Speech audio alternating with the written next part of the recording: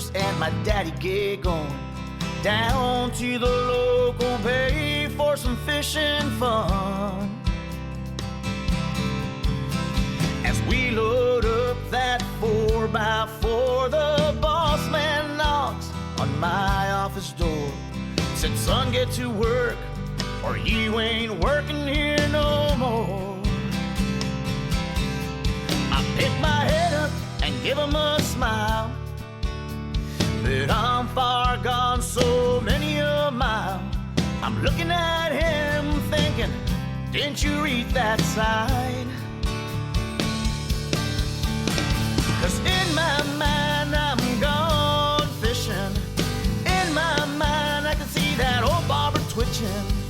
In my mind I've got him big red on the line. That's where I go when I'm itching to feed my 7-day addiction.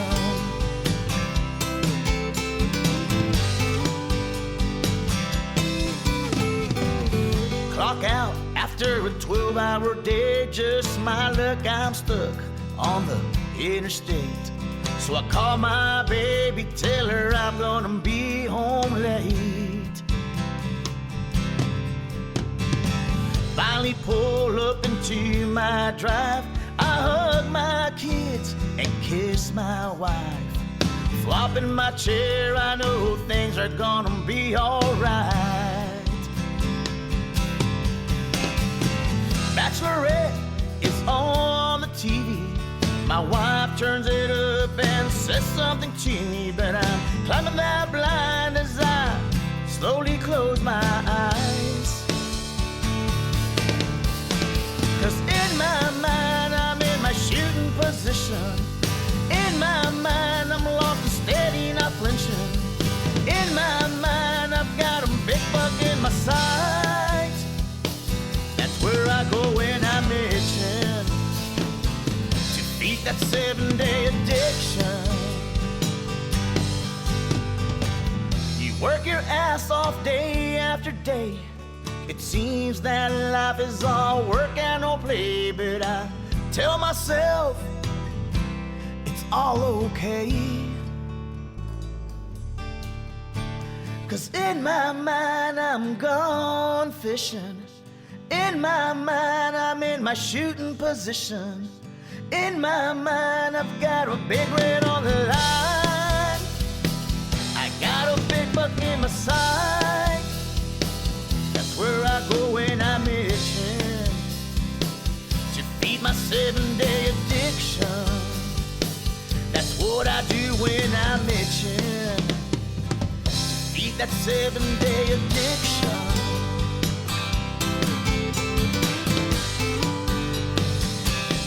That 7-day addiction.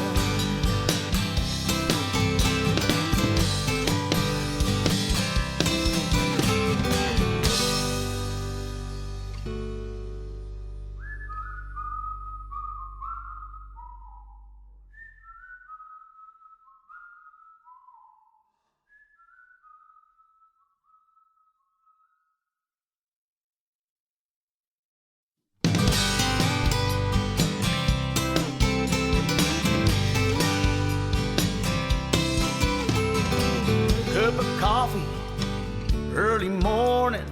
Me, my brothers, and my daddy get going down to the local bay for some fishing fun.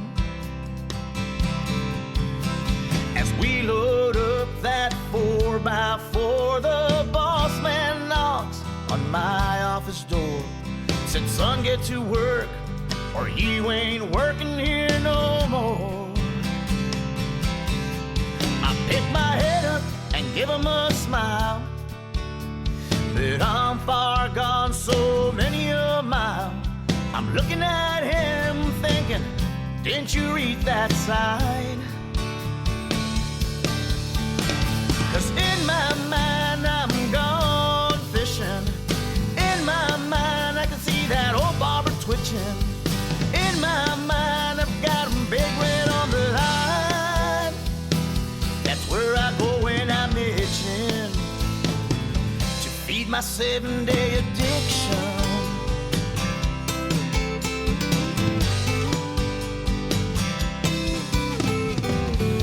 Clock out after a 12-hour day. Just my luck, I'm stuck on the interstate.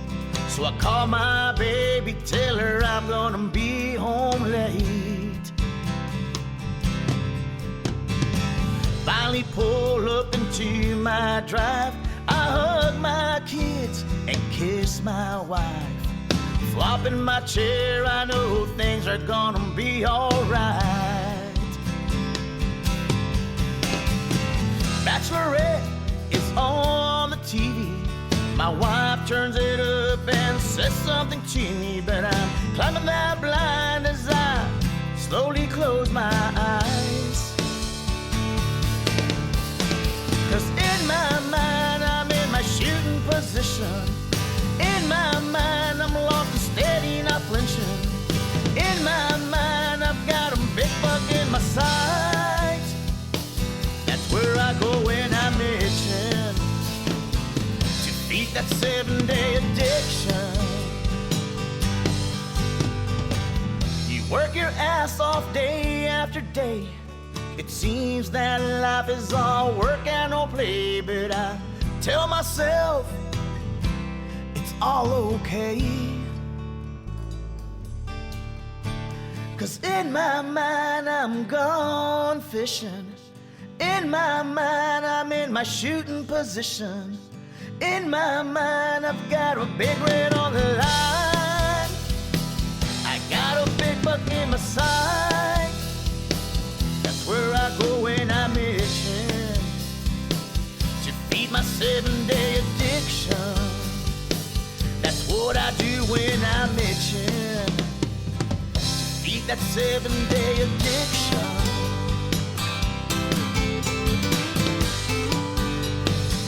To beat that 7-day addiction.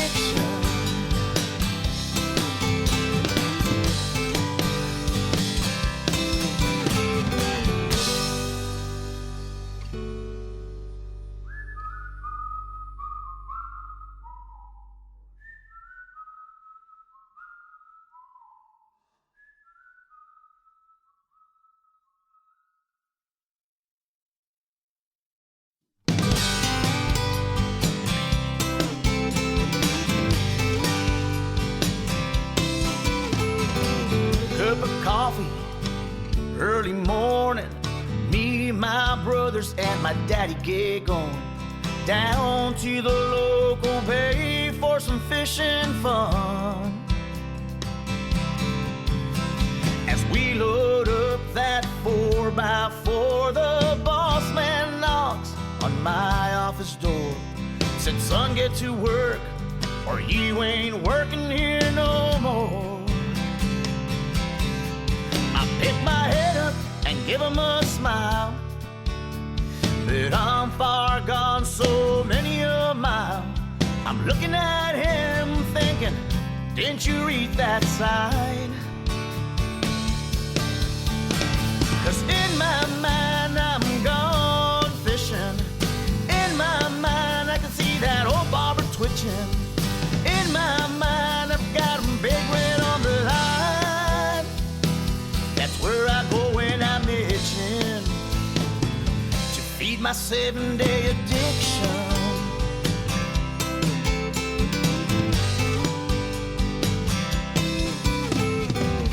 Clock out after a 12-hour day. Just my luck, I'm stuck on the interstate. So I call my baby, tell her I'm gonna be home late. Finally pull up into my drive. I hug my kids and kiss my wife. Flop in my chair, I know things are gonna be alright. Bachelorette is on the TV. My wife turns it up and says something to me, but I'm climbing that blind as I slowly close my eyes. 'Cause in my mind I'm in my shooting position. In my mind I'm locked and steady, not flinching. In my mind I've got a big buck in my sights. That's where I go when I'm itching that 7-day addiction. You work your ass off day after day. It seems that life is all work and no play, but I tell myself it's all okay.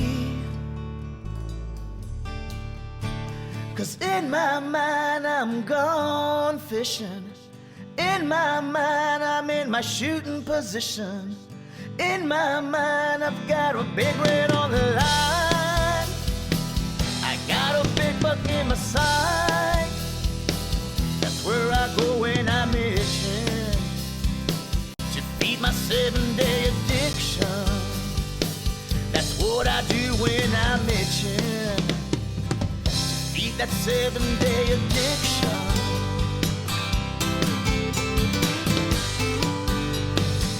To feed that 7-day addiction.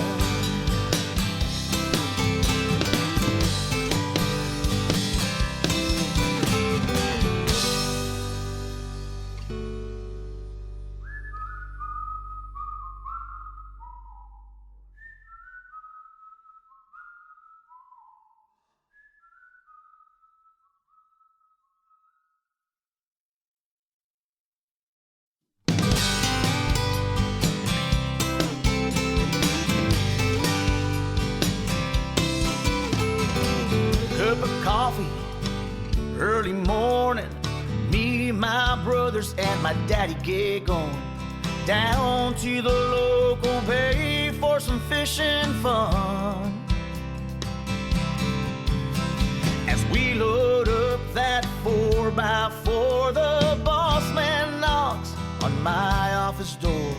Said, son, get to work or you ain't working here no more. I pick my head up and give him a smile, but I'm far gone so many a mile. I'm looking at him thinking, didn't you read that sign? 'Cause in my mind I'm gone fishing. In my mind I can see that old bobber twitching. In my mind I've got him big red on the line. That's where I go when I'm itching to feed my 7-day addiction.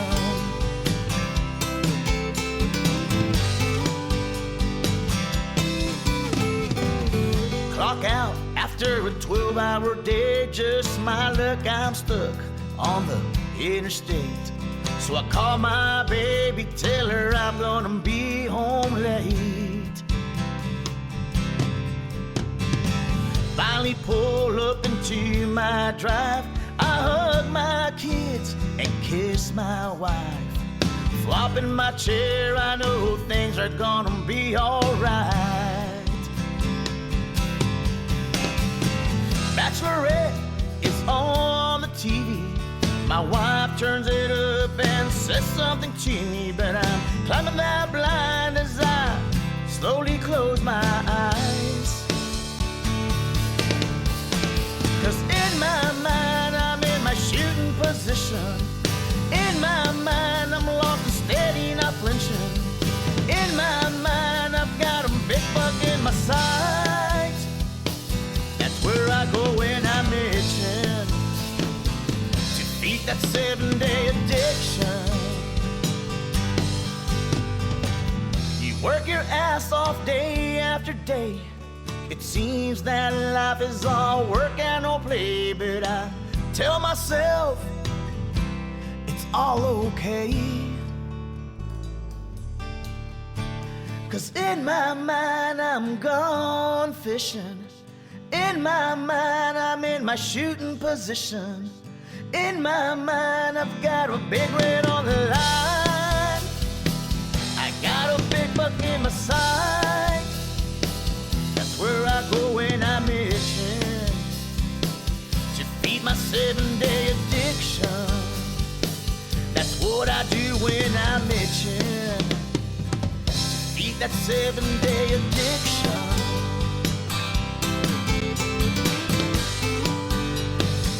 To feed that 7-day addiction.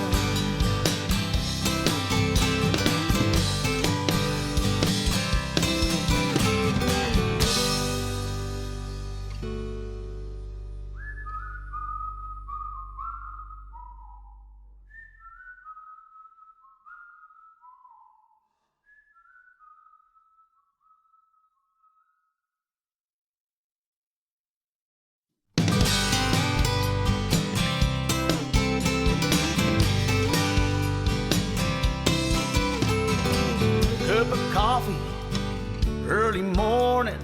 Me, my brothers, and my daddy get going down to the local bay for some fishing fun. As we load up that 4x4, the boss man knocks on my office door. Said, son, get to work, or you ain't working here no more. I pick my head up and give him a smile, but I'm far gone so many a mile. I'm looking at him thinking, didn't you read that sign? 'Cause in my mind I'm gone fishing. In my mind I can see that old bobber twitching. In my mind I've got him big red on the line.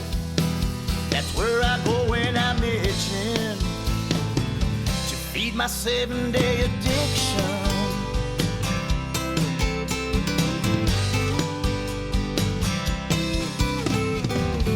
Clock out after a 12-hour day, just my luck, I'm stuck on the interstate.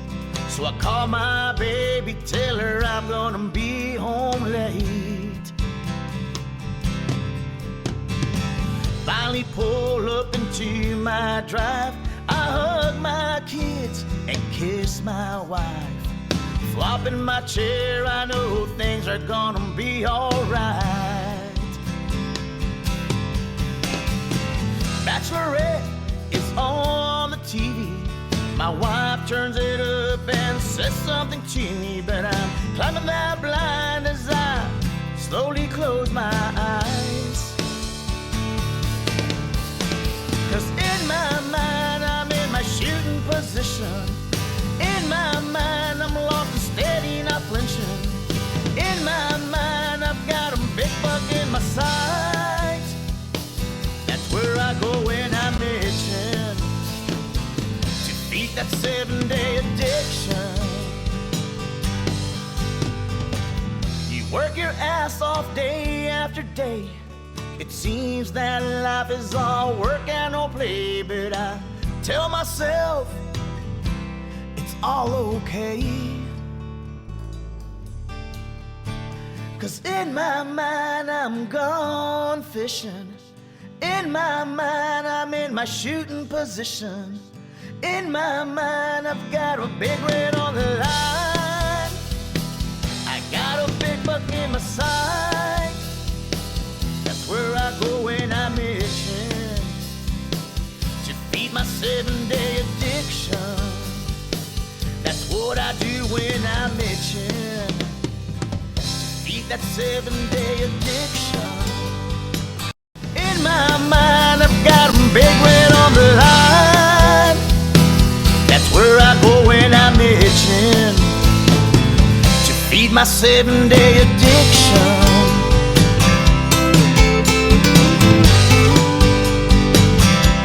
You can hear everything crystal clear. And the beauty of it is like it won't pick anything up on the sides. Like everything's here, so It's like a shotgun mic.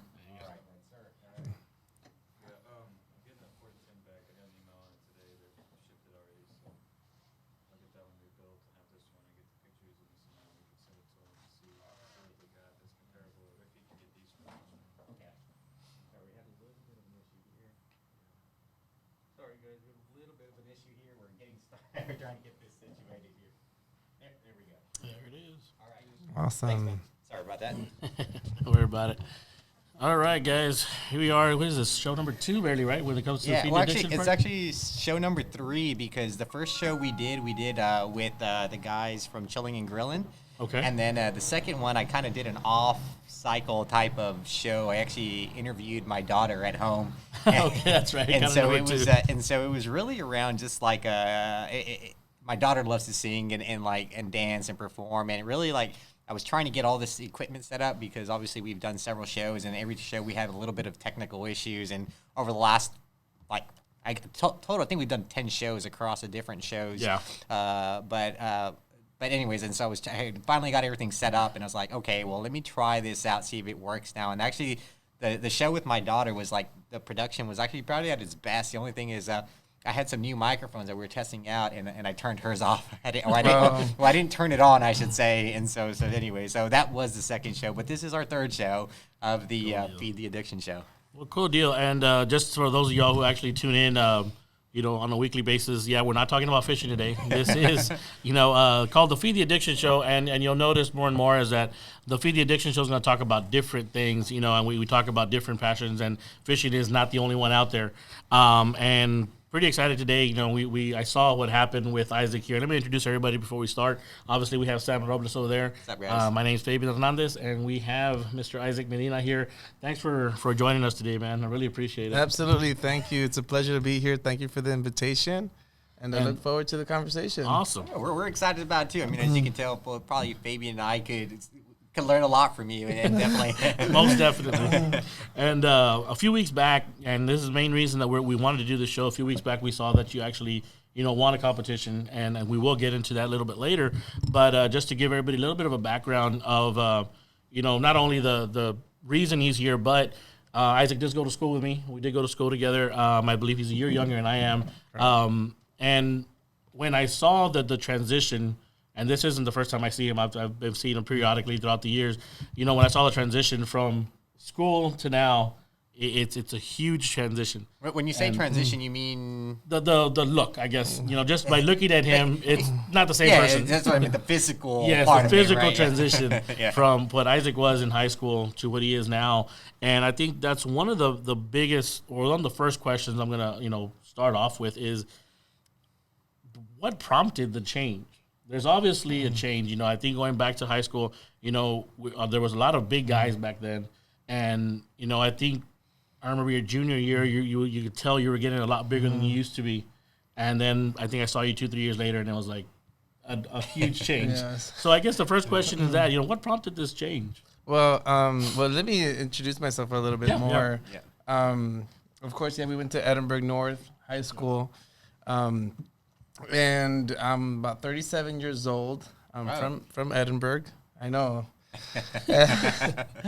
And so I'm officially a bodybuilder. Okay. So that I'm How long officially have you built- officially been a bodybuilder? Ever since I won the competition. There you go. So when was that? Yeah, Recently, that or was like September 14th. of this year. So you recently, prior to this last one, that September 14th, you hadn't bodybuild for the sake of officially. Yeah, I was working out. What my passion, my addiction, is fitness, bodybuilding, working out. I love to work out, but I also have a background in engineering. Oh, wow. Okay. Yeah, so I went to school for engineering. At the same time, I was going. I was a personal trainer for all through college, and that helped pay for my tuition, Oh, wow, my that's awesome. books, and then I graduated with my bachelor's in engineering. And I went off to work in the oil field for 11 years. Oh, wow. Oh, So- wow. so that part. So I worked with Halliburton was my first job. I was there for about six years, and then I started working with a different company back in 2000. I don't even know what year it was, but I started working offshore with Technique FMC. Okay. And then I got laid off, and I was like, you know what? For the second time, and I'm like, you know what? I'm just gonna go back to what I love doing, which was personal training, exercise, fitness. That was my passion, Yep. and I wanted to be closer to home too. Okay. So I moved from Houston back to the Rio Grande Valley to be closer to family, and just start a whole new career Just following kind of my passion. Completely tangent, right? Yeah. I guess it wasn't really of a tangent. I mean, it was kind of something that you were passionate about too. So kind of like, and I think that's really amazing. Like, and really, it's stories like this that really inspire all of us. And I know that we're going to talk about bodybuilding today, but it's hard. Granted, you were in a little bit of a different situation, right? But it's hard for people to say, I dedicated 4 or 5 years or 10 years of my life toward this career that I'm pursuing, and now it doesn't line up with my passions, right? And kind of making that jump or transition, right? Because it's a difficult thing to do, but definitely, yeah, that's awesome. So Yeah, so I jumped and what really helped me to answer your question, like that transition, is when I was getting ready to get laid off because they announced that they were gonna have layoffs at work. I was going through my second divorce, And I was going to get laid off for sure. They already told me, Isaac, I had a conversation with my boss. I said, look, I need to know if I'm on the list to get laid off because I'm going through divorce. I'm thinking of moving back closer to family. Like, I need to know. This is an important turning point for my life. And they're like, yeah, Isaac, don't tell anybody you're going to get laid off.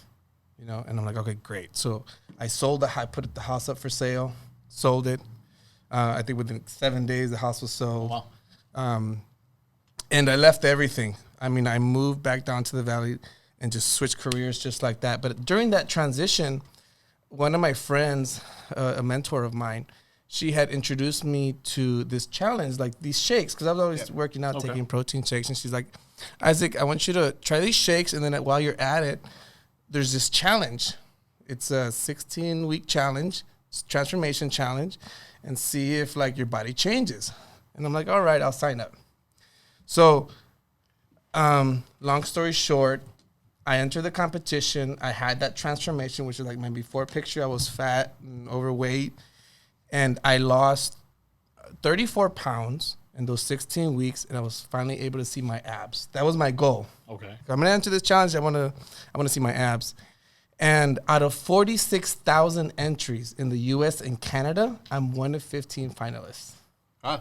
Yes. You made the shorts list. Yeah. So that really helped kind of push me. Okay, you know what? Maybe I can do this for a living. And that was all happening while I was going through the layoffs at work. Yep.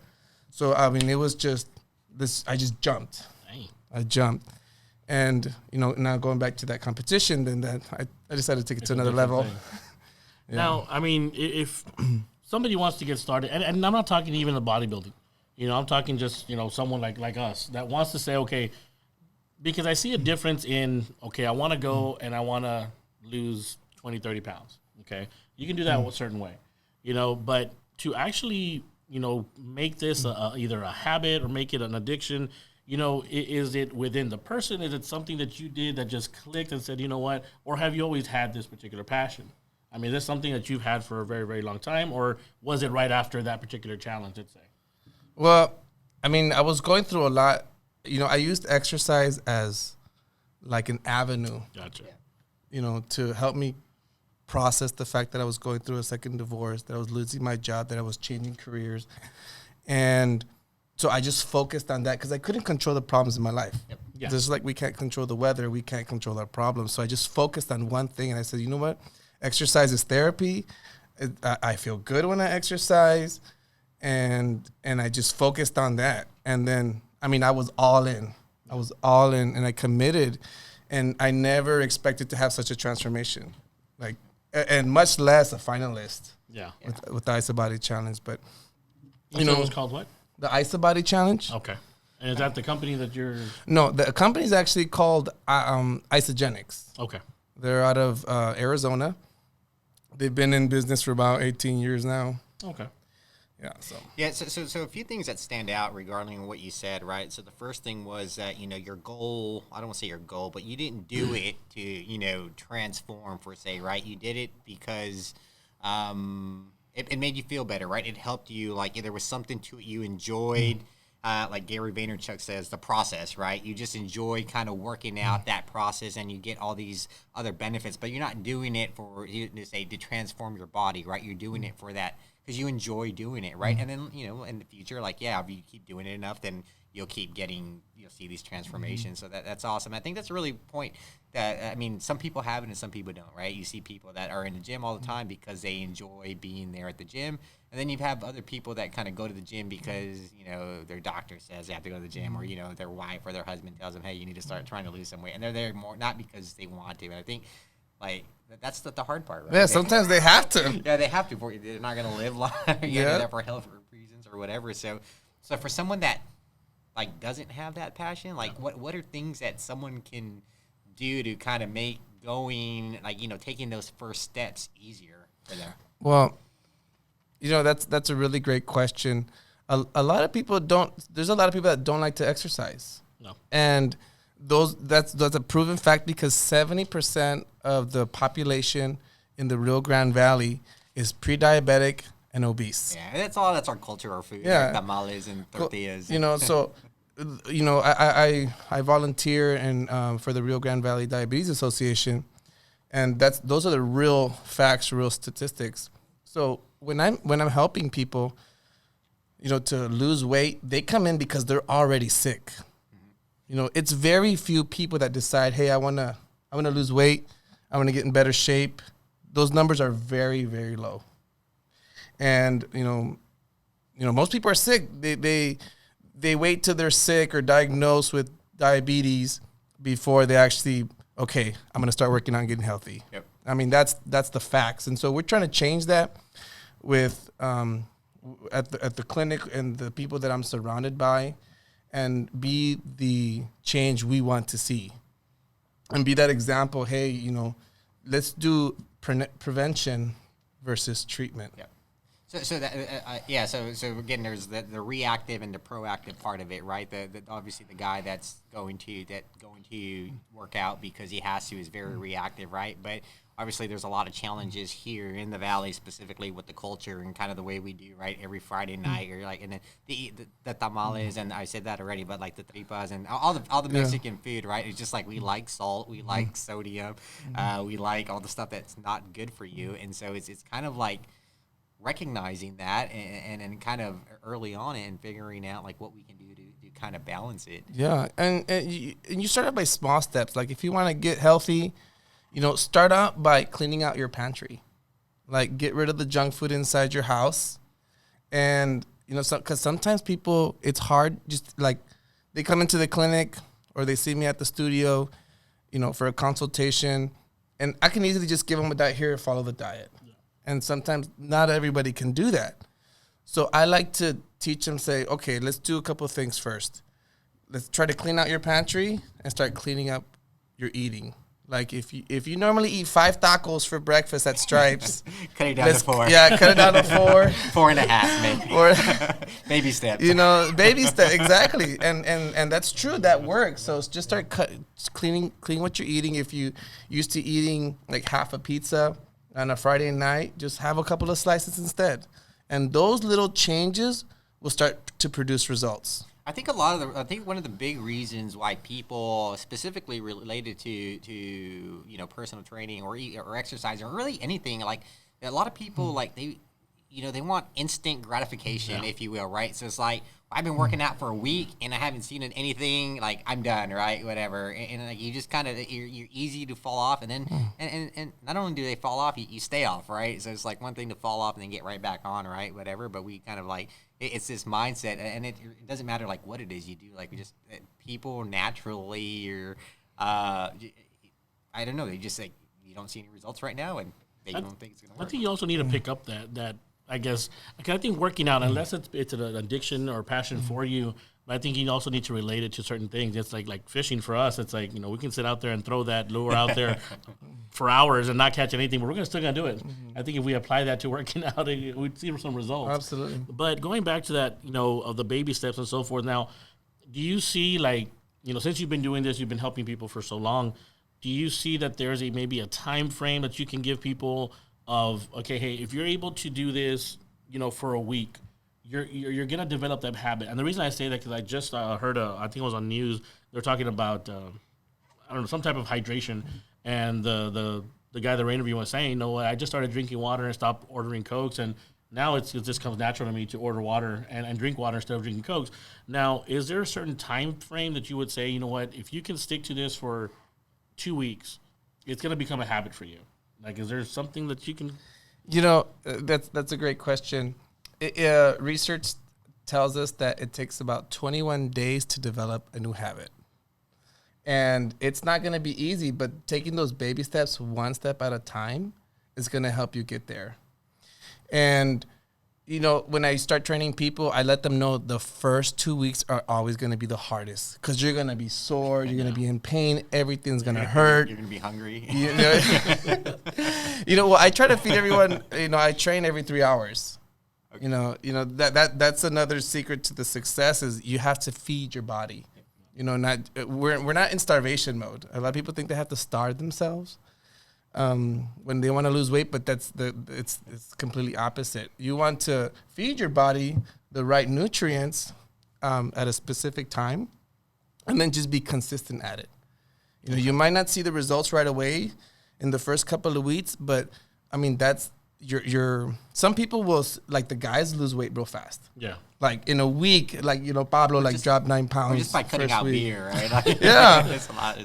You know, so there's so many factors that come to weight loss. You just have to know and have a good coach to tell you, okay, you have to focus on these factors and make sure that you're consistent at it as much as possible. Yeah. So Victor here, he's got a few questions here. And actually, some of these are related to actually what you just said right now. I think the first one you just answered right now. He says, what is it harder to get started or keep going? It's harder to get started. Yeah. So Victor, there you go. And That is the hardest thing, is to get started. Showing up to the gym is the hardest thing you could do. like physically walking through the door of the gym, and Or getting out of bed. yeah, you're right. It's easy to say like, yeah, I'm not going to. Definitely, that is the hardest thing to do, is starting. So Victor, there's the answer. Victor says he lifts food. And then Victor, I guess Victor's asking another question. I think it's out of scope here, but I think we'll touch on it a little bit later. Is CrossFit versus bodybuilding? I think that's a great question. Yeah, but I think like right now the direction we're talking about, just kind of taking the initial steps to getting in there. Yeah, and I don't think like CrossFit or bodybuilding in the sense of someone that's trying to get healthy. I mean, you're really asking for two things, right? You're like you said, clean out your diet, which is probably the bigger part of it, I would imagine. So Probably harder than the working out. Yeah, yeah. So, and then obviously working out. So cleaning out, but they're both hard things to do, right? They're easy. It's an easy formula, right?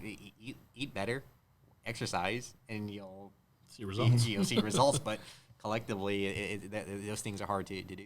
So I think now that, you know, obviously, you know, you're either going to do this one of two things. You're either, you know, trying to look better, or you're trying to be healthier. You know, bottom line. Or what he says, he just does it for the satisfaction of working out, right? The third thing is like, I just enjoy going to the gym. It's therapeutic for me. Yeah, it's And for a lot of people, it. For a lot of people, I think it does become a culture. You know, going back to the whole CrossFit things, I used to see that at the very beginning when it first came out. Like it was a my brother used to say it was a cult. It's a cult. These people, that's all they do. You know, so but it becomes an addiction. Everybody has their different one, and then that was theirs. You know, and that's, you know, still out there. But with that same point, I guess, is there a difference between fitness and bodybuilding? Since you just did that. Is there a huge difference? In other words, is somebody who is trying to get fit and get healthier within that same regimen, can they become a bodybuilder? Or are you now a whole other different world if you want to become a bodybuilder? Okay, if you want to become a bodybuilder, that is extreme dieting, extreme discipline. Okay. I mean, that is the top. Like, you know, and not everyone's designed to be a bodybuilder. I don't train everyone to be a bodybuilder. You know, but the programs that a bodybuilder and someone who just wants to live healthy, the same principles apply. Okay. So that means eating frequently, exercising, and I think it's important that I bring up like the 5 factors that contribute to obesity. And I think this is, and I'll steer this in another direction to help educate our viewers. People who want to lose weight, they should focus on 5 things.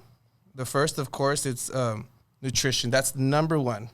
80% of the work comes from your nutrition. And I'll talk about. Okay, I was going to ask you if you could define what nutrition is. Okay, so nutrition. So the first one's nutrition. You need to be eating 4 to 6 meals a day. All right? Some people, it's hard for them to do. You know, some people like only eat twice a day. And just to, I'll let you go ahead and clarify that. Yeah. You want to have breakfast. Breakfast means break the fast. So you've been fasting all night. You want to have breakfast, especially for people with diabetes, that's prevalent and that's an epidemic down here in the Rio Grande Valley. Everyone's diabetic or pre-diabetic. You need to be eating at least 3 meals a day: breakfast, lunch, and dinner. They're diabetic because they're either eating like twice or once a day, or eating way too much but the wrong calories, the wrong nutrition. And then the second thing, one's nutrition, right? The second one's exercise. The World Health Organization recommends that we exercise 300 minutes a week. Okay. So that's about equivalent to 30 minutes a day. Wow. For 30 to 60 minutes a day, 5 days out of the week. So what does exercise mean in that context? Yeah, excellent question. Now, exercise can be anything that requires some physical effort, some activity. So schedule some time, like people say, oh, I go walking. Right. Yeah, that will count as exercise, and it'll get you a certain place, but you'll plateau right away. You need to exert force when you're exercising. Some people can only walk. Like a lot of people who are obese or the older population, that's all they can do. So walking will benefit them. But then there's the younger people that need to do a little bit more than just walking. They can speed walk or jog or run. Any physical activity, swimming, boxing, MMA, weightlifting, all that counts as exercise. Yeah, including, like Victor said, wade fishing. So wade fishing counts as exercise. So we're going to give Miles fishing. and miles of walking Well, in the yeah. water, We're gonna man. that's 1+ for fishing. So And the third thing I want to talk about is stress. So like if you're trying to lose weight, you need to keep your stress low because your body will produce a hormone called cortisol. Okay. And so that will increase your appetite. You know, that will like create a protective layer around fat and won't let you lose weight. Huh. So you have to keep your stress levels low. how does someone execute that? Like, how do you say this is how I'm keeping my stress low? Okay, you have to learn how to manage your stress. So everyone has a different way of managing their stress. Some people go out drinking on the weekend. Okay. Some women go get their nails done, go get their hair done, they'll go to a spa. Some people will exercise. So everyone has a way to manage their stress. So you have to find what that is for each. Okay. For you, mine is exercise, but the best way to manage your stress is exercise. That is the best therapy you can do. Now, sometimes exercise is not going to help because there's a lot of psychological issues that you need. So that's when you need like a psychologist. Okay. And that's what we also recommend at the clinic. Maybe you need someone to help you prioritize your life, your priorities. Organize. Yeah. That makes sense. I mean, when it's like when people get really mad, they just try to punch something, right? It's just like exerting force on their stress. Yeah. No stress eating. And then also the fourth thing that you need to focus on is your hormones.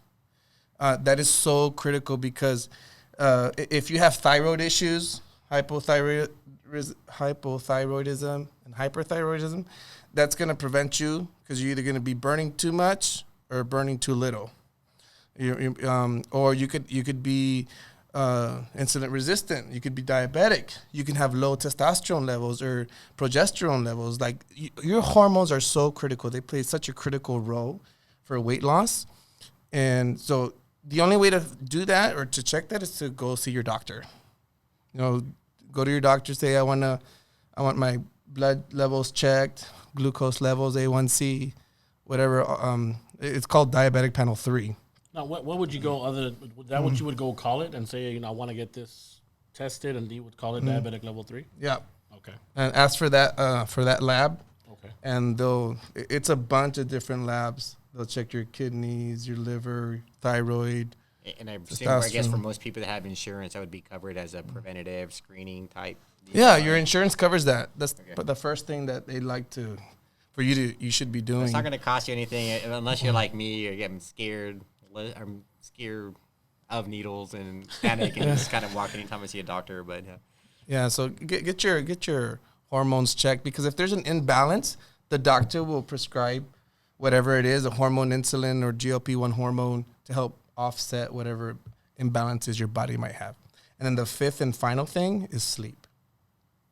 Sleep is so critical. You should be getting about 6 to 8 hours of sleep, of restful sleep a night. So if you're tossing and turning or snoring too much, or waking up with headaches, or taking naps during the day, you probably need to go see your doctor because sleep is so critical. Your body heals when you're asleep. So when you go see a doctor, you just tell them like, I need you to check my sleep. Like what do they? Okay, the stuff that I'm covering, there's only about 30 clinics in the U.S. that do it all, that practice this model of it's called a multidisciplinary approach.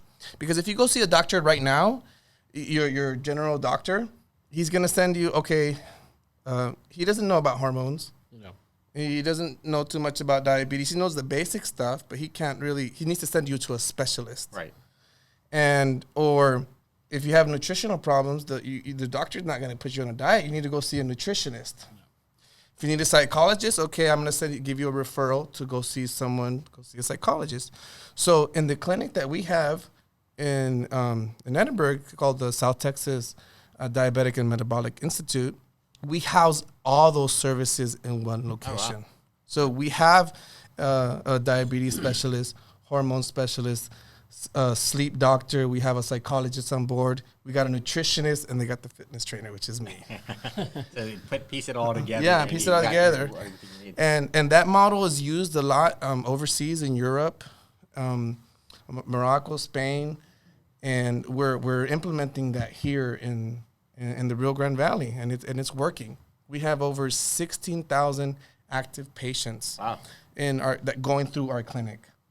Different phases in the process. Yeah, that's awesome. And how long does someone, and I know we're kind of veering off here, we'll kind of get back on that topic here too, but kind of what's the average cycle time of a patient that goes, from the time they start seeing you, like obviously till they get on track, if you will, and how long does that take?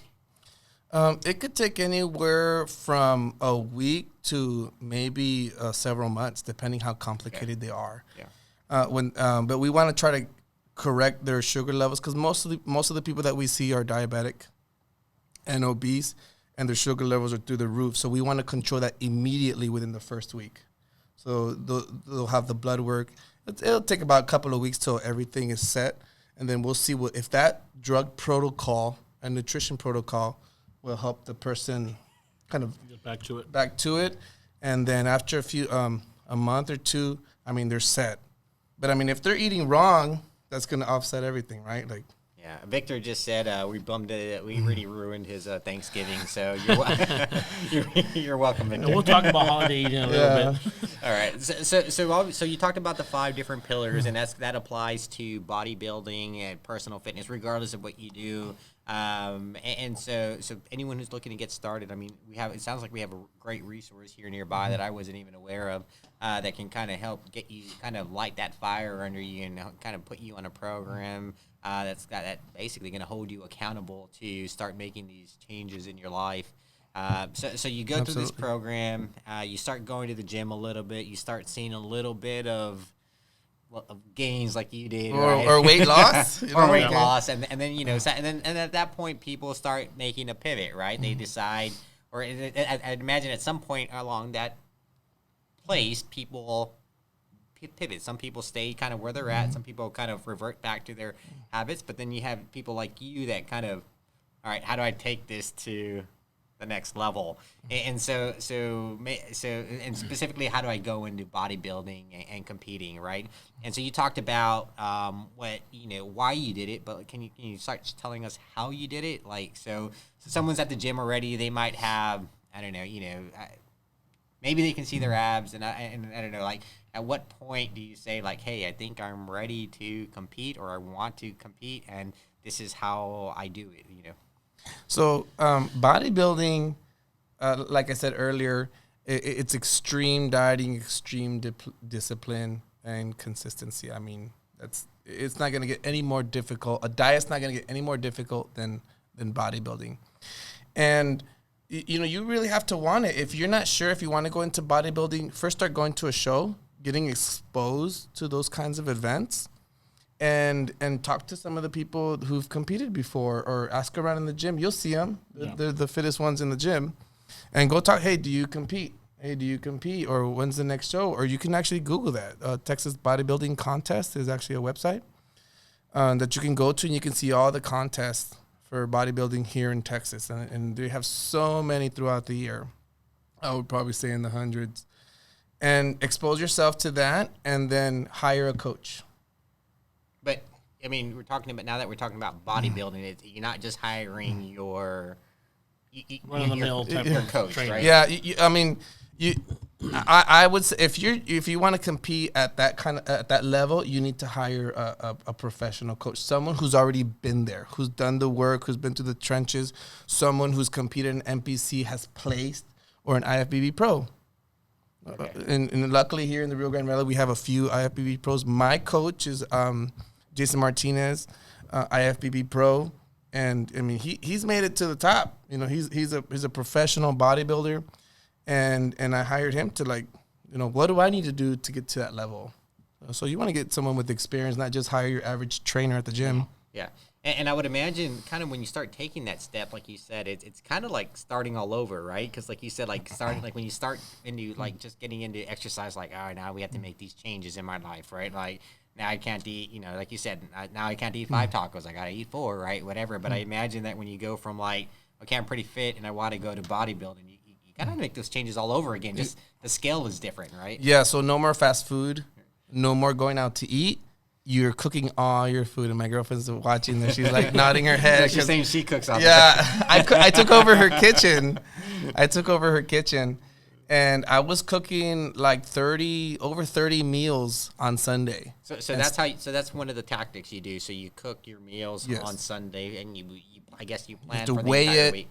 Weigh your food, how much protein you have to be taking, whether it's 4, 6, or 8 ounces of protein, your carbohydrate, because you still need carbs. And so your coach is kind of telling you what these numbers are based on your weight and what you're trying to achieve. And Exactly. So you tell them what your goal is. If you want to compete or get show ready, there's a calculation that you do to calculate how much protein intake that individual should have for that weight. If you want to achieve that weight, you have to have this amount of protein. And this transition begins 6 months, 9 months, 3 months, 4 months before your show? Typically, it takes about 16 weeks, like 4 months, the average prep. Now, if you're super overweight, then obviously it's going to take you more time. If you got 100 pounds to lose. But this is for bodybuilding. Yeah, for bodybuilding. So a prep for me, it took me about 3 months, about 4 months to prep for it, like to prepare for my competition, to do my to do my show. But now I've dropped my body fat pretty low, so I can maybe get ready in 2 months versus 4. Okay, so based on where you're starting at, right, where your starting point is, how much ground you have to cover, if you will, to do that. So, okay. So 4 months out, you decide you're going to do it. You obviously start, at this point is when you start cooking on Sundays and so like you said, it's 30 meals that you cook on a Sunday? Yeah, I was eating 7 meals a day. Oh, wow. But define We're meal. not talking like meals. No, I'm talking meals. Oh. No, but he's not talking about like Of course, mine, not- your not- meal. not- Like, not- it's like Not rice. taco meals. So what's a typical meal? What's put it into context so we can understand. Is it like a tortilla or with some chicken in it, or is it like a bowl of rice with? So I will have, for my breakfast, I will have a protein shake. Okay. And so I put whey protein, about 50 grams of whey protein, 2 scoops. I will put a cup of oatmeal and a tablespoon of coconut oil. And I blend it. And that's my breakfast. Okay, that's meal one. That's meal 1. Okay. And what time in, kind of? 4:30 in the morning. 4:30 in the morning, okay. All right. 4:30. So that is, I have breakfast right after doing cardio for about an hour. Okay, so We're telling you up now. Yeah. So now we're going back. And so I was waking up like around 3:30 in the morning to do my cardio from 3:30 to 4:30. What time are you going to sleep? Sometimes 10 o'clock. Wow. Yeah. So I mean, I was training clients and working at the clinic and then preparing for this competition. It drained me. So I guess so it's a lot of work. Yeah. And it's going to be draining. It's going to require a huge commitment. And I guess so we talked about one tactic right now, which is prepping your meals on Sunday. But you just alluded to a different tactic, which is doing cardio first thing in the morning without breakfast, right? Without Yes. breaking the fast. So can you explain why you would do that? So that's called fasted cardio. That's what it's known for. You burn more fat early in the morning with nothing in your stomach when you exercise. So exercise in the morning before breakfast. That's like within the first 15, 30 minutes of waking up, get on the treadmill, go for a run, and you will burn more body fat. And that's everybody, right? So Most people. I mean, everyone, most people will experience that, but that's not something you want to do all the time, because eventually your metabolism will slow down. to catch up for the fasting. Yeah, because you fasted so much and it goes into shock. So it's something, just do it for about a few months and then have breakfast before you work out. So 16 weeks out, we're waking up at 3:30, doing an hour cardio, come back, have your protein shake. Then what's next? I go to work from 5:30 to 7. Okay. I'm training clients all morning, and then at 7 o'clock, I train for an hour. That's when I do my weightlifting. From 7 to 8? From 7 to 8. Okay. And then at 8 o'clock, I have my post-workout shake. Okay. Does that count as a meal also? Yes, it counts as a meal.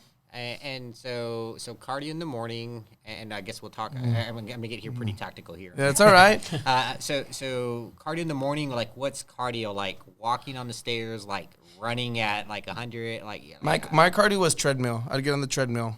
But what do you like? Like is it a hard cardio, or is it like where you're like your heart rate's like up really high, or you kind of in a certain zone that you're trying to stay in? I would try to keep my heart rate over 100 beats per minute. Okay, but any like 150, 160, as long as you're over 100? Yeah, so I try to make it intense. Okay. See, I'm depleted in carbs, so I don't have the energy to be sprinting. Right. So I walk as fast as possible. Okay.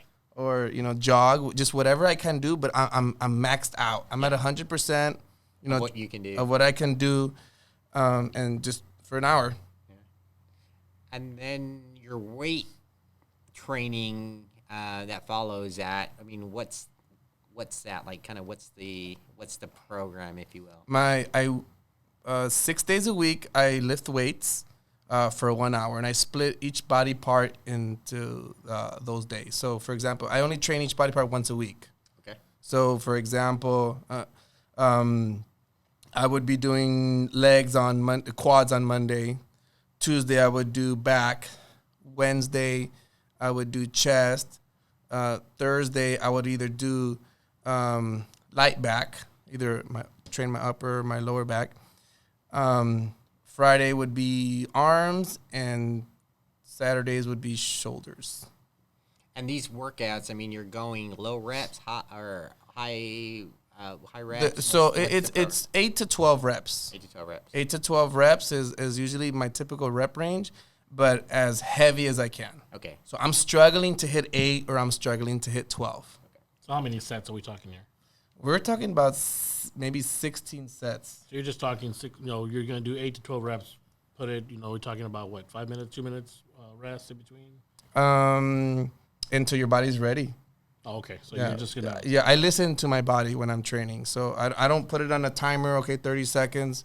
No, when I feel like I'm ready for the next one, I go. But of course, I don't wait 2 minutes or 3 minutes unless I'm going really heavy. Yeah. Then I'll give myself 2-3 minutes to fully recover and then go. And I know, like, when you're prepping for this the show, I was following you and what you were doing, but you were also kind of concentrating on body parts. Because I know there was times where you had mentioned, okay, my legs, on the transition of my legs from here to here. Like, during that transition, are you just concentrating on legs? Obviously, you're working everything else out. But, like, are you concentrating on legs in a different way, trying to change that look, or... So, no, I would train each body part as intense as possible. On a weekly basis? On a weekly basis. Like, each body part, I would just train it really hard and give it my all. But I'm just genetically blessed in my quads. So, I can grow my quads fairly easily. Yeah. So I don't train them so hard because then I'll look too big. My lower body will look too big. And so this is your trainer that's kind of helping you, right? He's like telling you, like, yeah, you're out of proportion, or you're in proportion, or you gotta, like you said, not pull the quads or push the quads so hard so that you don't look too big. Yeah, exactly. Like, he told me to stop training calves. Okay. Like, don't train calves anymore. This is not a calf show, he said. It's different. Most people don't have calves. Yeah. Most people just cover them with socks, but. Yeah, I have big calves, so. My coach is like, genetics. Don't train. Yeah, that's genetics. Okay. That's just genetics. Some people just have them, some people don't. Okay. So 7 to 8, you're working out, you're training, you're 6 days a week, you're training, you're lifting heavy, and then what's the rest of the day like? Then at 7 o'clock, I have my post-workout shake. 1 hour later, I will have 10 egg whites with about 8 4 to 8 ounces of like potatoes, sweet potatoes. That was at 10 o'clock. Okay.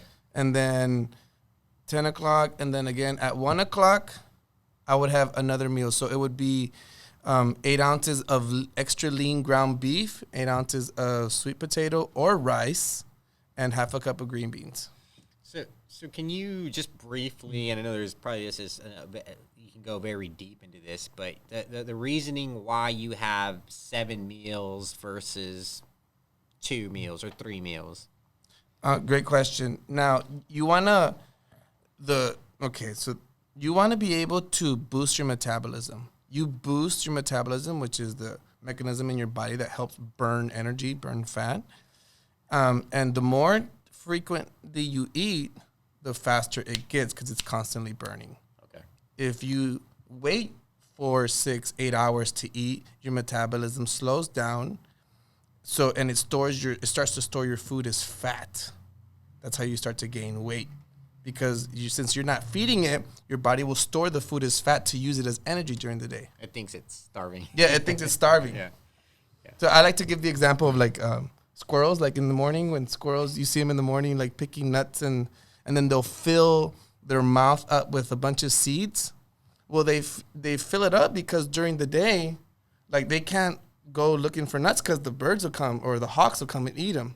So they'll feed themselves with their fat cheeks, all the seeds that they ate for breakfast, and then that'll be their food during the day. And then the evening, then they'll come out and eat again. Okay. So your body works the same way. If you don't feed it, it stores everything as fat, so it can feed itself during the day. It seems like there's like a lot of inertia to keep it up and down to keep it going. So it's easier, it's more efficient to just keep it going steady throughout the day rather than start, stop. Yeah, and also you want to constantly feed your muscles. So I'm training 6 days out of the week. I constantly need to feed my muscles, and so if I cannot eat those 7 meals for breakfast, lunch, and dinner, I have to spread it out because my body can't absorb everything in that one sitting. I eat too much. But if I spread it evenly throughout the day, my body will utilize it 100%. Okay. Or pretty close to 100%. Yeah. Even at just regular activity, like work. Well, I mean, no. I mean, you I mean, say that again. No, what I'm saying is that you're obviously eating. You're obviously not working out all day. So just the regular activities that you're doing, you're feeding your body because it's obviously trying to recover from what you did. Of course, yeah. I'm healing. My body's trying to recover, so I just keep feeding the muscle. Yeah. Good deal. All right, so you go, and then you kind of walked as you said that 1 o'clock roughly was your 4th meal, I think. Yeah. And then what's the and then at 1 o'clock is my 4th meal, and then at 4 o'clock is my next meal. So I'll either have the same thing, either lean ground beef, green beans, and rice, and I'll have that 3 times. At 1 o'clock, 4 o'clock, and at 7 o'clock. Same thing.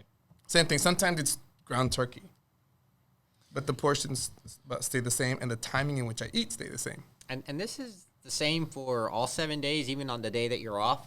Yes, even on the day that I'm off. Okay.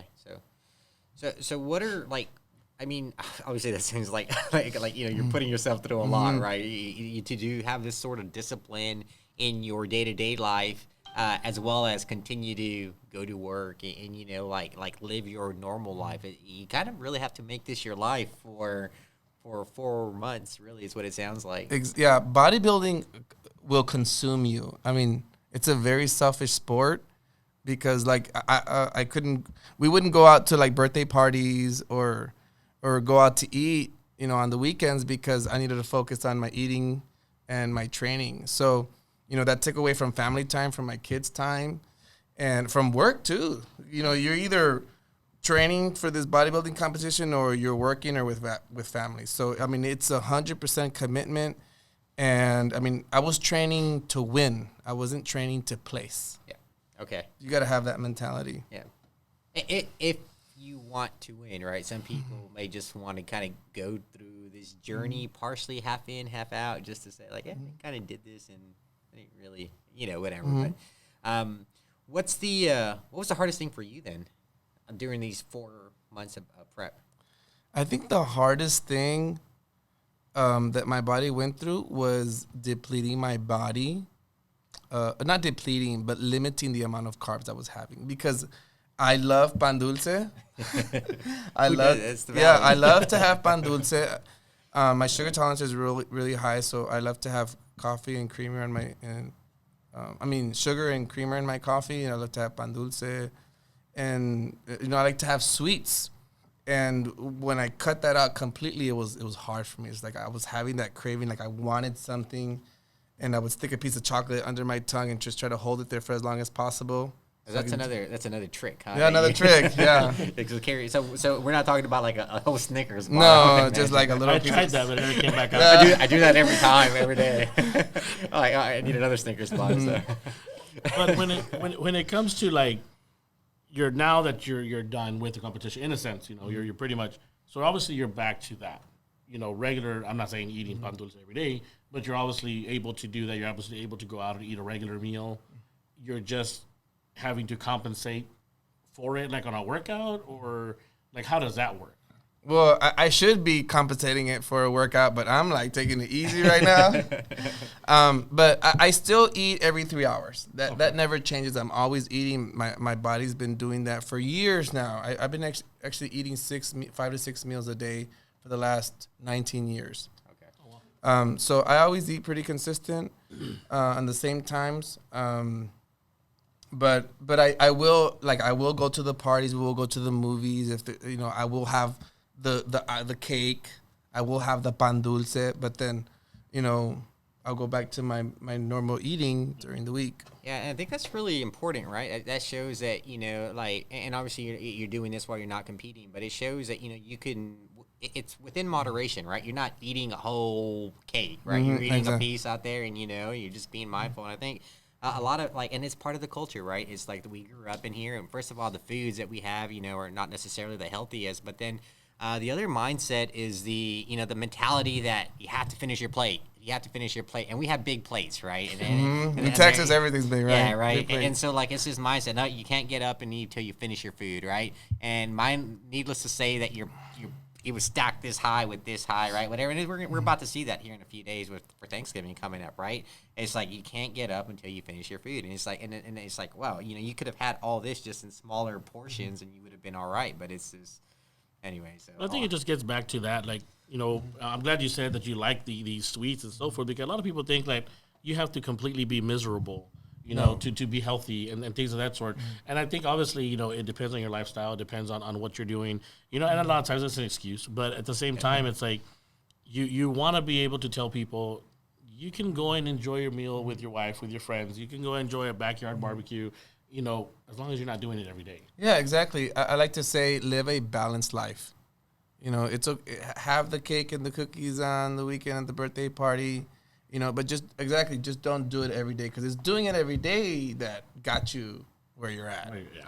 So, and of course, like now, I will have the sweets and I will indulge and have my frappuccinos and pizza, but I continue to exercise, and I don't want to have it too often, because then I have to lose more weight when the next competition comes around. When is your next competition? Have you decided? I have not decided. My coach actually texted me today and start to pick your next show, because we were shooting for late spring, summer. But I don't know. I haven't picked it yet. It's a lot to process. I have to talk this over with my girlfriend, with my family, because it's consuming. Yeah. We have to go through this again. And So is this something you want to continue doing, obviously? well, I want to see if I can, make it to nationals, to see if I can decrease my body fat more, show it with more conditioning. I know I could have done better. I was still cheating, even though I was competing. That's what I was going to ask you Yeah. here is it's hard to say for four months that, you stuck to is, very strict. And obviously, I would imagine even a piece of chocolate counts as yeah. cheat, right? Yeah. So I could have gone in with, as lean as I was, I could have probably been 10 pounds lighter. Wow. Yeah. And so, but I was cheating. I was cheating. I wasn't 100%. Yeah. And just to, how, just to put it into context, how often would you have something, and what were some of the things that you would eat or look for? Like my cravings? Yeah. I would have granola, like sweet granola with brown sugar. that kind. I was snacking on that. I was having peanut butter balls, right, from the protein house. That was the kind of. I mean, it's healthy. I know that's Well, where that's healthy to me. Yeah, that's healthy. That's where I was. Yeah. That's exactly where I was going with it. I mean, it's like what you call a cheat. Like it's not like if me, it's like I cheat. I'm gonna have a half a pizza, right? Like it's like, and that's where I was. So it was all those extra calories, even though they're healthy. Those small grams of sugar will still affect you. Now, are those snacks that you would eat now and consider them healthy? Like now that you're not in that competition. Yeah, mode? like I'm not competing, so I'll have that. Like I can have one handful, 2 handfuls, and I'm good. Okay. But I mean, I don't really have too many sweets. I don't know. My girlfriend's. She might say, no, you do have too many sweets. But I just try to eat clean. I don't want to lose too much weight. I don't want to have to go through that struggle of getting really lean. I'll just try to stay lean, during my off season. Yeah, so that you only go through essentially this difficult period for 3 months instead of versus 4 4. Yeah. So, actually I had a question here and it just slipped my mind here. Go ahead. Go ahead. No. Okay, so obviously, discipline is going to be that one major. It seems to be that one major factor that you need to have, obviously. But with that discipline, now going back to the question of holiday eating, I think that's something that people will benefit from. Even though you're going to go and you're going to sit down with your family, you're going to want to enjoy yourself and so forth. What would you eat going into your family's holiday meal? Like, are you just going to eat like you're not really think about it? Or is there something that you do differently? Well, I've been eating a certain amount. My portion size have been the same for the last few years. So I can't really overeat because my stomach's already a certain size, and I can't really overstuff myself anymore. But I will make sure that I'll eat on my scheduled time, either 1 o'clock, 4 o'clock, or 7. Oh, wow.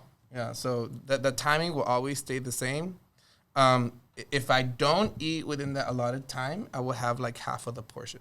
Okay. Okay. Yeah. Yeah. But I will have everything on the menu. Whatever they're cooking, I'm gonna have just it. in proportion, right? Yeah. It's in moderation. Yeah, actually, the questions I had here, first of them, 2 questions is so after you've competed, right, and actually you won, right? Yeah, I won first place.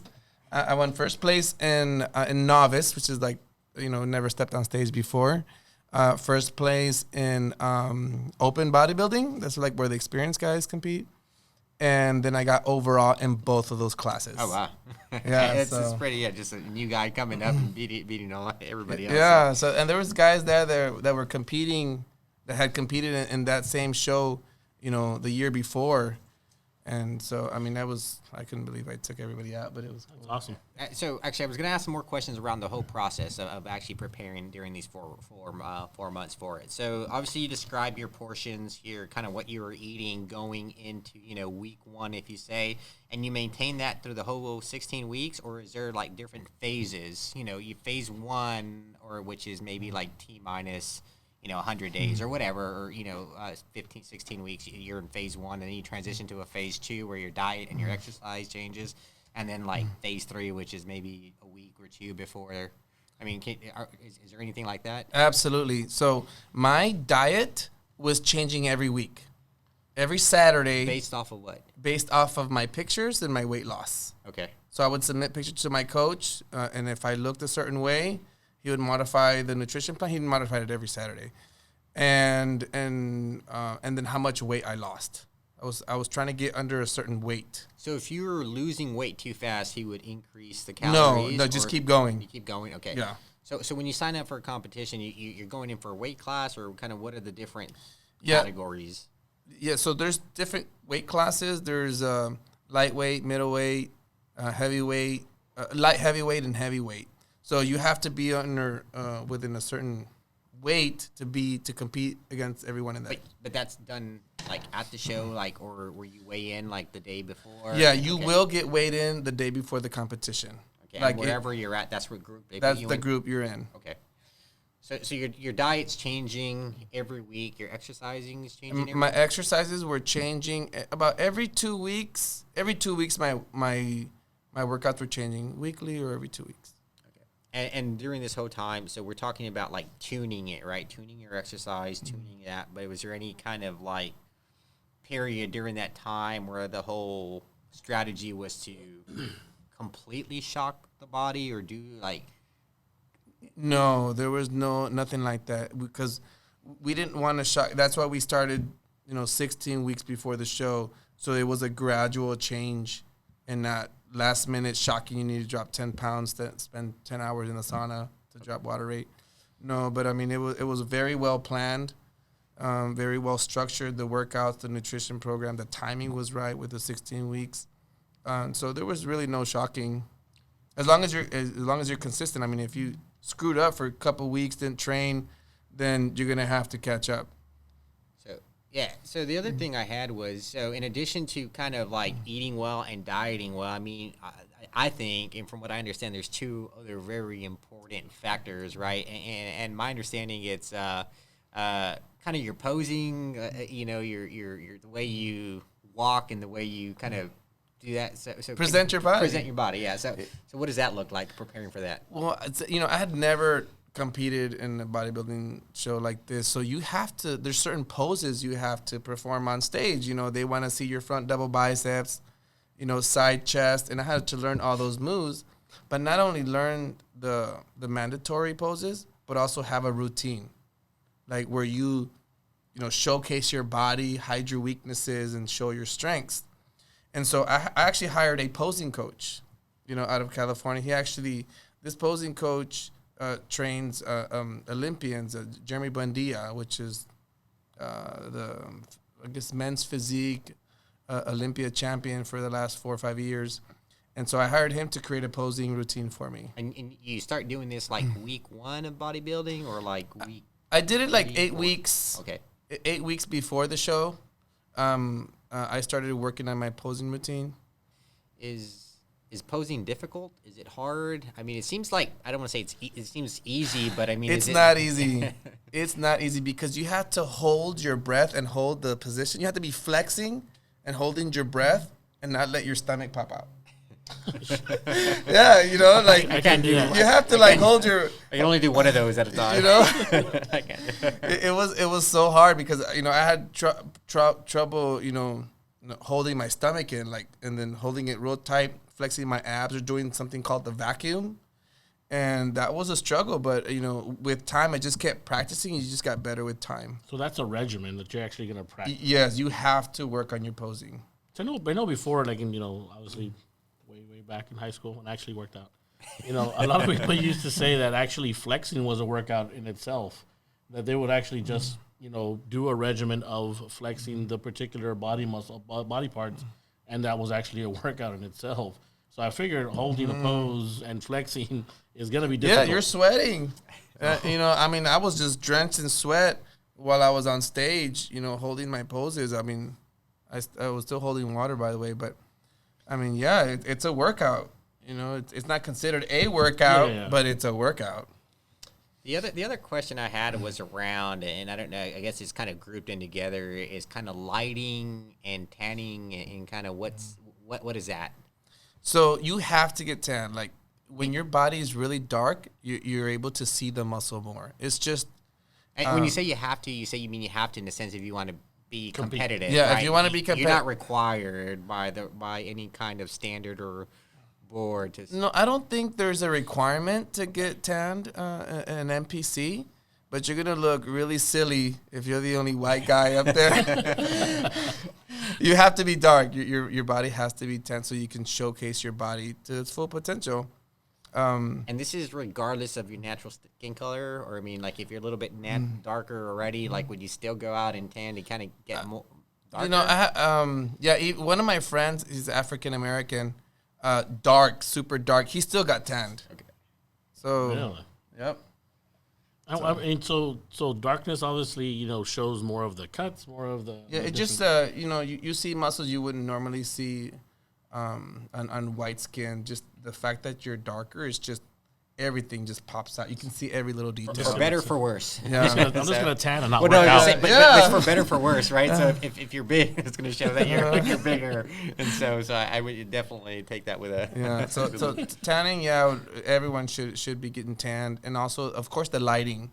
So you don't deal with any of the lighting when it comes to the show because they already know where the lighting needs to go, and they've been doing this for a while. But if you want to take really good selfies, or if you want to, capture your flex, and show it, post it on social media, you have to be under a light. But you obviously want to do that properly because you want to see what you need to work on. Yeah, exactly. So you it's want not just proper to have a lighting. good picture. Yeah. Maybe it is. Do it for the likes. Do it for the lights. For the likes. Yeah. Cool deal, man. So again, you said maybe you're thinking about maybe next summer, a possible competition. Hopefully, 2020 summertime, I should be stepping on stage. We'll see. I haven't even decided yet. I don't know if it's something I want to go through, but if I do, you guys will be the first ones to know. And it would be just to, like you said, you think you left some stuff out there. Yeah, so I actually qualified for nationals. So, but my coach, we got a strategy going on, and he wants me to compete at another local show, close to a national show. So if I need to make any adjustments for nationals, You can. Yep. I have a window to do that. So man, like obviously, like what you just described, this whole process doesn't sound fun at all, right? It's not. It's difficult. But you did it, right? And then there's a reason you did it, and it sounds like obviously that reason was, you're passionate about it, you enjoy doing it. Maybe not the parts of it, the individual parts, like waking up at 3:30 in the morning and like not being able to eat pan dulce, right? But whatever. But collectively, like the whole process of it, or kind of going through that whole entire 3 to 4 months and competing and winning. That made it all worth it, I would imagine. So. Yeah, it's not easy, but it's worth it. And I'm able to say that now because I won and I was able to get my body fat really low. Like I looked the best I've ever looked ever. At 37. At 37. That's awesome, yeah. And I looked and I felt amazing, and I would do it again. So, I guess like me, like my big thing is here. I used to exercise a little bit, like back, maybe 4 or 5 years ago. But I feel like, and I'm 36. I feel like every year is like harder for me to now it's my back. Oh, now it's my leg. Now it's my knees. So like as you get older, like what are things like people can do? Obviously, you said these 5 kind of regimen things are still relevant regardless of what age. But like people start getting older, and the best thing I would imagine is to prevent yourself from getting into that situation in the first place. But when you start finding yourself like, oh man, like I don't have the energy, I'm tired, or my back hurts, my knee hurts, like what are like things that you tell your clients to say like, okay, this is how we're gonna get you back into it? Well, I always try to find alternative exercises that won't provoke another injury or an existing injury. So it's important to know what problems people have, so that way you can find an exercise for them that won't bother them.